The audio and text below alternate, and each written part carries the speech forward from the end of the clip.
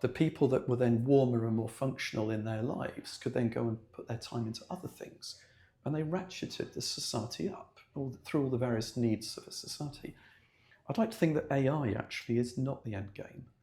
It's part of the human force multiplier effect. It multiplies our forces, but it works under our direction. And for anyone that then asks, is AI going to tell us what to do? I think rule number one is AI will never overtake the world as long as it's got an off switch. So make sure it's got an off switch and that humans control it. And then I think the other thing is, and you're seeing some stories emerge at the moment, remember what a large language model is at the moment.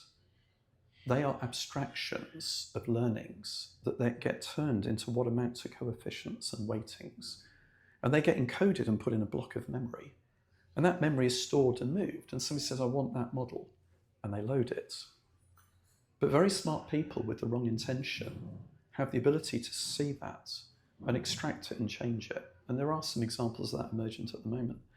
And there are sort of hacks, and the most advanced forms of hacking of complex systems today are always about gaining control.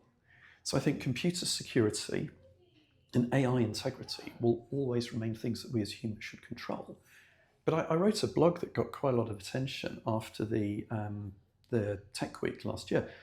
Which we will link in the podcast if you want to share the link. Well, the reason it got and I'm not feeling it's utopia as long as people are in control, but only the right people are in control. Right people. That's right. And then who's the right people? So yeah, that's right. It's like, as long as they agree with me, right? Yeah. But no, what was funny was I made this comment and I was talking about AI and where's it going. And if you think about it, AI lacks one thing in particular. It lacks an adult saying no. If you were to say AI is a little bit like a teenager, it has motivators and demotivators in the weightings and the training. But it doesn't have a supervisor that says, no, not that. Mm. And there are some people that say, well, look, you've got these overlays and we're training it and we're trying to protect. Governance, guardrails. Yeah, that's right. And guardrails is very topical. Mm. But think about behavioural drivers. If AI were a teenager, we know that teenagers make poor life choices because they aim at benefits now and desires and delight. Mm. And gratification. Gratification is the polite version of what I was going to talk about. But that gratification becomes an objective to AI that I must succeed. Mm. And the big issue for AI is it doesn't yet have the context of where it is and where it plays now, tomorrow, in the future. Mm. Therefore, it doesn't currently have those modifiers that humans learn.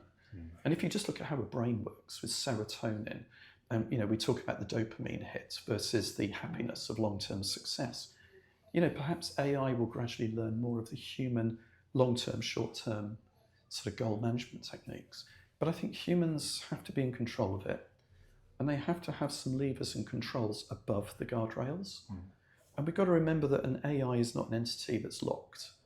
There's always bad people that might be trying to get in. Mm. So I do think we need to augment the guardrail story with the dynamic supervision model. Because like I say, the off switch is the ultimate dynamic modifier. But I think we need something between the off switch and the control layers below that.